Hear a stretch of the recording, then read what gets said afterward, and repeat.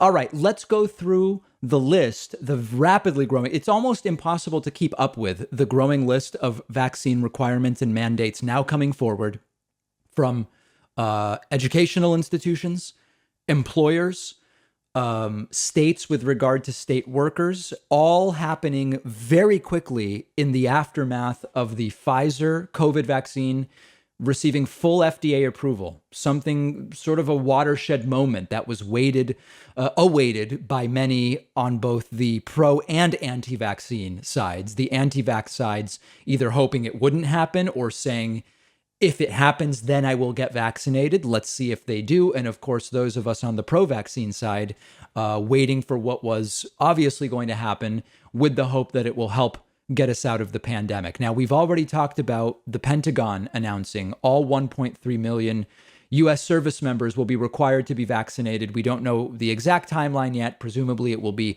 a couple of months, but the military will be vaccinating all active duty service members. We've previously also talked about New York City, Bill de Blasio, the mayor in New York City, enacting mandates for indoor dining and a ton of other leisure and entertainment activities in the state of New York over the weekend, in the city of New York, rather. Over the weekend, there was a very, very extreme anti-vaccine protest. Maybe we'll look at some clips of that tomorrow. It's a little difficult to watch, quite frankly. The cringe is high and the delusions are even higher. But let's look at some of the other requirements that are now being put in place. And speaking of New York, the New York City Public Schools organization has issued a full COVID vaccine mandate for all staff. You want to work at New York City schools, public schools, you want to teach at New York City public schools, you will have to be vaccinated. That'll take effect September 27th. And all education employees will be required to upload proof of at least a first dose to an online portal. Going from New York to Texas, Texas Instruments, a for-profit company in Texas, will require all U.S.-based employees to get the COVID-19 vaccine. They are based in Dallas. It is it's really a semiconductor company, although I know Texas Instruments for those graphing calculators that were so much fun in high school math.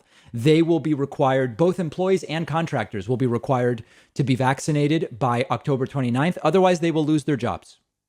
Disney has reached a deal with the Service Trades Council Union to require all of its unionized employees working at Walt Disney World in Florida to be fully vaccinated by October 22nd of 2021, fully vaccinated, presumably meaning both doses, meaning at the latest they will have to get that first dose in the second half of September. Remember that last month Disney mandated all of its salary and non-union hourly employees get vaccinated by the end of September, and now a deal for all of the union employees to be vaccinated as well. Anecdotally, in Seattle, there are now more than 130 different bars and restaurants requiring vaccine proof, and that list is growing relatively quickly, expected to be even faster now with full vaccine approval. And then we also have a bunch of different stories out of New Jersey. New Jersey is going to require COVID vaccination for teachers and for state workers. The governor there is Phil Murphy, a Democrat. He announced the mandate during a news conference, I believe yesterday.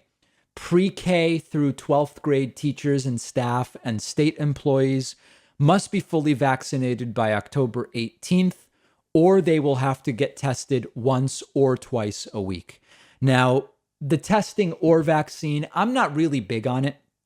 But there are places that are doing it. It's sort of a softer vaccine requirement to say, if you're not, you will have to be tested once or twice a week.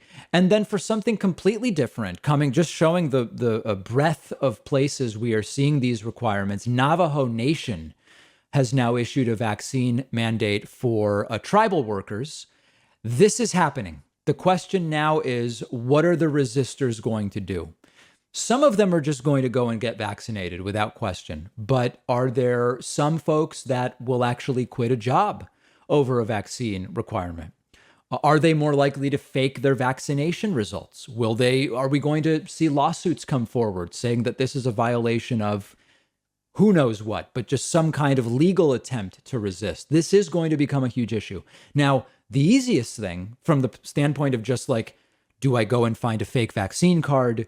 Do I hire a lawyer and file a lawsuit or whatever the case may be? The easiest thing continues to be just go and get vaccinated. It's even easier to actually get vaccinated than to fake a vaccine card. It's legal as opposed to faking a vaccine card, and it provides you with some protection, particularly against serious COVID hospitalization or death. So it's much more useful than a fake vaccine card.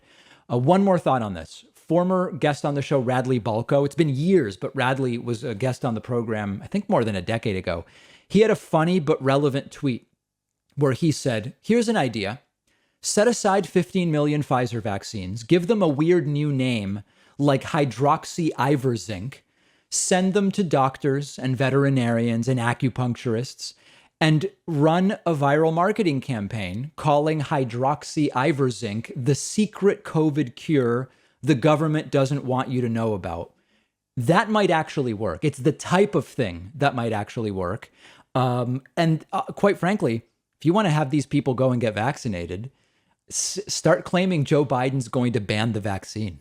These people will go and get vaccinated the next day if they believe Joe Biden is going to ban it. Because if Joe Biden supports something, it must be bad.